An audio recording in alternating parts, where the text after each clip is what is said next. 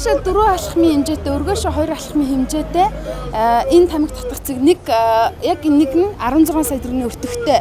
За хүн ам ихээр төвлөрсөн нийслэлийн 20 байршилд энэ тамхи татгцыг нийслэлийн орон нутгийн хөгжлийн сангаас 320 сая төгрөгийг гаргаж барьсан байгаа юм а. За тамхины хяналтын тухай хуультай холбогдуулаад тамхи татгцыг өнгөрсөн хавраас эхэлж барьсан боловч өнөөдөр ашиглахдаггүй төгжээтэй хэвээр байсаар байна. Тамхины хууль хэрэгжиж эхлээд 2 жил 8 сарын хугацаа өнгөрчээ. Тус хуулиар олон нийтийн газар сургууль цэцэрлэгийн орчимд тамхи татах борлуулахыг хориглосон байдаг. Гэвтэл тамхи татах тусгай зэг байхгүйгээс хуулийн хэрэгжилд суларч хяналтын тогтолцоо өгүүлэгцээр байгаа юм. Уг нь бусад улс хотуудын тухайд тамхины хяналтын тухай хуулийг баталгаасаа өмнө тамхи татах хязгаарлагдмал бүсийг тогтоож тусгай бүхээг барих, түн тавих хяналтын системийг нь ойлгомжтой тодорхой болгох жишгээр ажилласан байдаг юм а. Тухайлбал Японы улсад хаасаагүй тамхины зэг байдаг учраас гудамжинд тамхицдаг хүн огт байдаггүй гэнэ. Мөн тухайн тамхи татах зэг буюу бүхээг ихнийх нь агаарж болцсон учраас тамхины үнэр шингэдэг байна. Энэ тогтолцоог Улаанбаатар хотод суурьшуулж хэрэгжүүлэх нь зөв гэсэн саналыг нийслэлийн засаг дарга бөгөөд Улаанбаатар хотын цархагч Батбүйл гаргаж Японы улсын энэ туршлагыг нэвтрүүлэх ажлыг 2014 онд эхлүүлсэн байдаг юм а.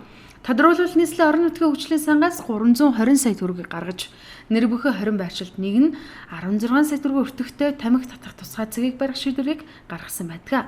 Улмаар гэрлэн нарны зайгаар шийдэгдсэн шилэн хоргон тамхины цэгийг 4 компани хуваавч ашиглалтанд оруулжээ. Дус объектыг ашиглалтанд оруулах хүртэлх хугацаанд нийслэлийн хөрөнгө оруулалтын газраас хөрөнгө зарцуулалт болоод объект зураг төслийн дагуу барих зэсэгт хяналтыг тавьсан байна. Ингээд нийт үйлчлэгийн Улаанбаатар нэгтгэл олон нийтийн өмчөд аж ахуйн тогтчол үйлчний газарт албан ёсоор хүлээлт өгчээ. 320 сая төгрөгөөр тамхи татах 20 цэг байгуулсан гэсэн үг тийм.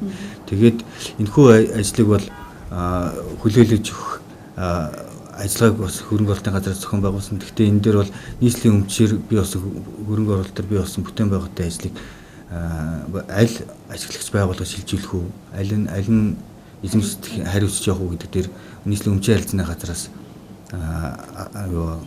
тодруулаад тэгээд энэ дээр бол өмчийн харилцааны газраас Улаанбаатар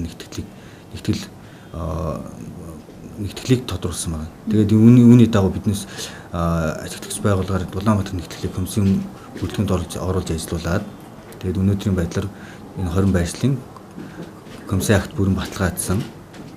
Тэгээд бүрэн утгаараа Улаанбаатар нэгтгэд хүлээлгэж өгöd байгаа гэсэн үг.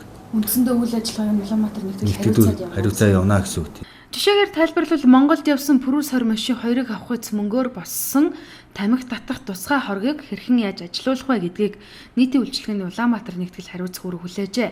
Гэвч өнөөдөр 20 цагт баригдсан нэг нь 16 сая төгрөг өртөгтэй шилэн хорог хизээ ажиллаж эхлэх нь тодорхойгүй цоолж тавиараа товчхондоо нийтийн үйлчлэгээний Улаанбаатар нэгтгэлийн захирал инх сайхан иргэдийн татврын 320 сая төгрөгийг зориултын дагуу хэрхэн яаж ашиглах вэ гэдгээ мэдэхгүй наранд гандаад сунаа.